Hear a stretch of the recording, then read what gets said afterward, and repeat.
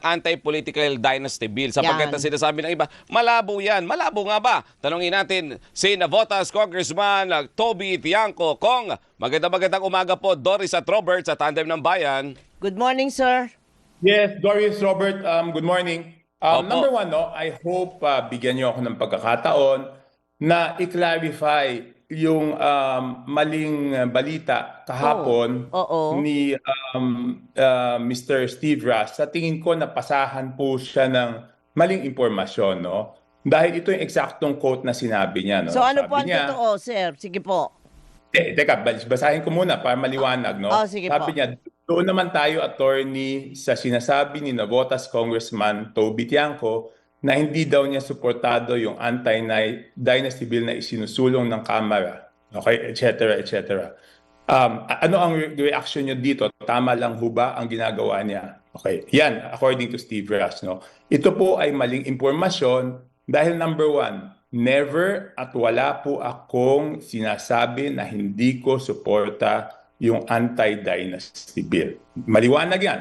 So mali po yung impormasyon na naipasa sa kanya. Number one po yan. Number two, wala pa naman technically na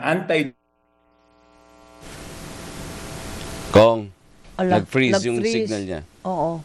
Audio, kaya ba? Kahit wala na Tawagan siguro. na lang ulit natin at gusto niya magpaliwanag. Ayan.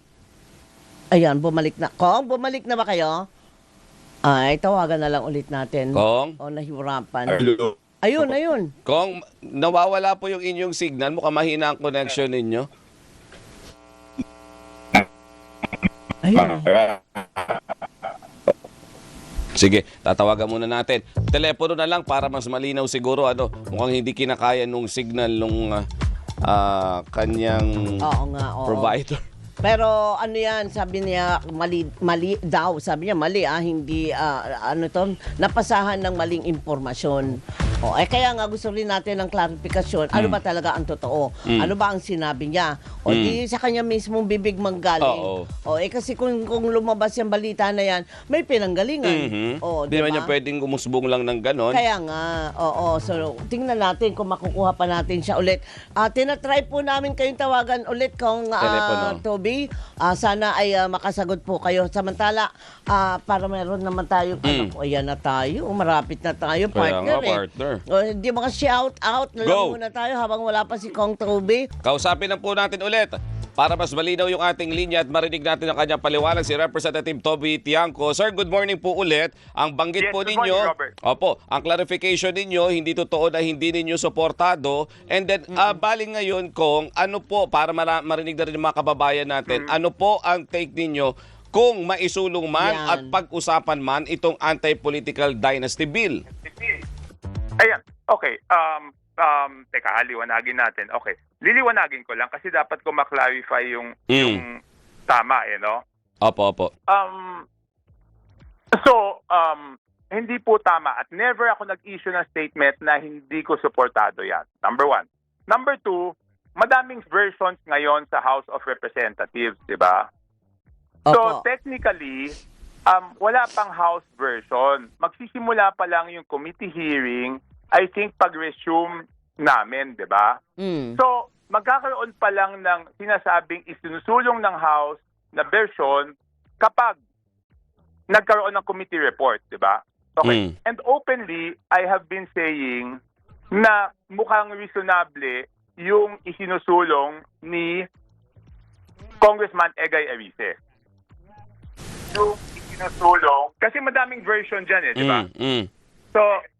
So sinasabi ko, mukhang reasonable yung isinusulong ni Congressman Egay Erice. And yun ang mukhang inclined ako na suportahan na version. Diba po? Which is, anong version, ano pong nilalaman or anong version po niya? Oo. Okay. Yung version po ni Congressman Egay Erice is dalawa. Okay. Dalawa. Merong version si na Speaker Bogie D tsaka si Congressman Sandro Marcos. Ibang version naman, no? Pero yung kay Congressman Erice, yun ang dalawa ang sa version niya. So mukhang yun yung reasonable. Kasi dapat natin balansehin alin ba yung may chance na pumasa rin sa House of Representatives, di ba? So, Opo. yun ang sa tingin ko na may chance na pumasa sa House of Representatives. Tapos, liwanagin ko lang, because of that statement of Steve, syempre, nag-react na yung si attorney, no? So, liliwanagin ko, ako po ay first generation. Wala po, ang tatay ko po hindi politiko, wala pong politiko before me. But of course, doon sa definition ng political dynasty, kung ang magiging definition ay dalawa, political dynasty, talagang sasabihin natin kasi yung kapatid ko napasok na rin sa politika, di ba? Pero ako lang yan. Pangatlo, hindi ko pa pwedeng sabihin na hindi ako pabor dahil alam ko na sinasabi sa konstitusyon na Congress shall pass, di ba? So alam ko yan. So ibig sabihin, alam ko nakatungkulan namin ipasa yan, di ba? So mali po yung naibalita kahapon.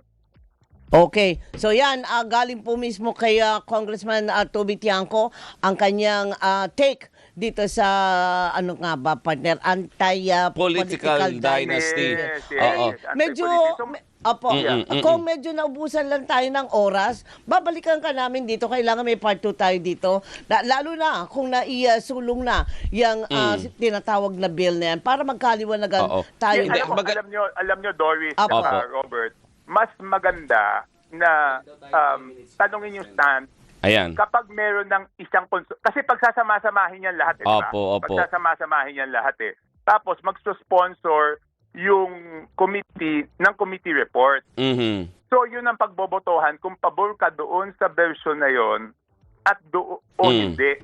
Doon na magkakaroon ng version na isinusulong ng House. So gusto ko lang liwanagin na mali po yung ipinasang impormasyon kasi number 1, never ako nagsabing hindi ako pabor. Number 2, wala pa namang version na isinusulong ang House of Representatives. Ang meron, mga version na isinusulong ng bawat congressman. Opo. Doon po, kayo kung mismo, mula po sa inyong tanggapan, will you be pushing sa isulong itong mga ganitong anti-political dynasty bill para maipaliwanag lang, halimbawa, ang definition. Ano nga ba ang political dynasty? Once and for all, magkaroon tayo ng paliwanag. Tama ka, Robert.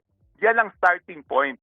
Agree ako. Yan ang starting point. What is a political dynasty? Diyan po magsisimula lahat ng talakayan at doon po ma-determine kung ano yung bawal at ano yung pwede. Opo, pero diba? matagal Doon na sa definition. Opo, maraming bills na po ang final.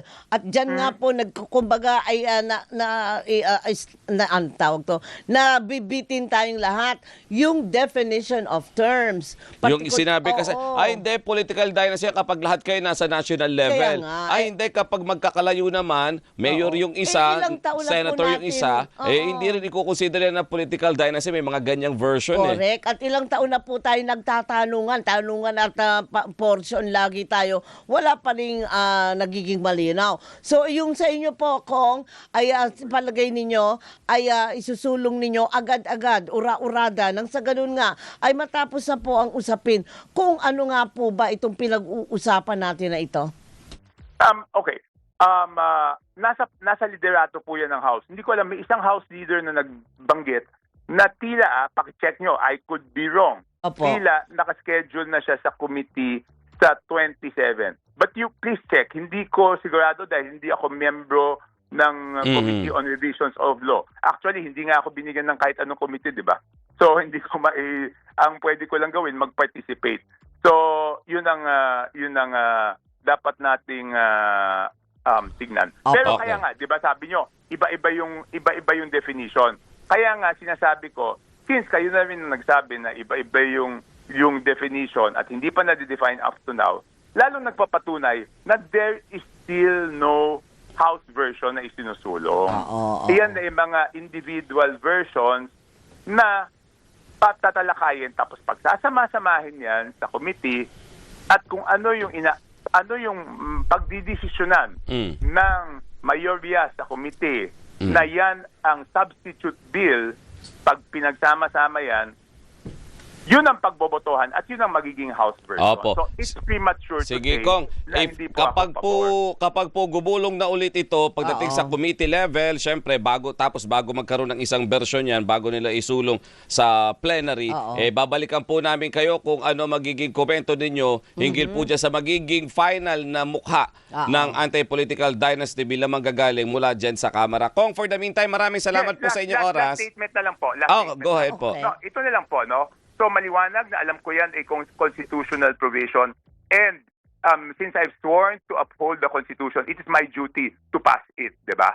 So ngayon, anong version na lang, yun ang pag-uusapan natin. Ano ba yung version na ipapasa ng Alright. House of Representatives? Mhm. So, definitely, maliwanag po, hindi po ako nagsabi na hindi ko susuportan. In fact, I recognize that it is a constitutional duty. Opo, Ayun. opo. Maliwanag.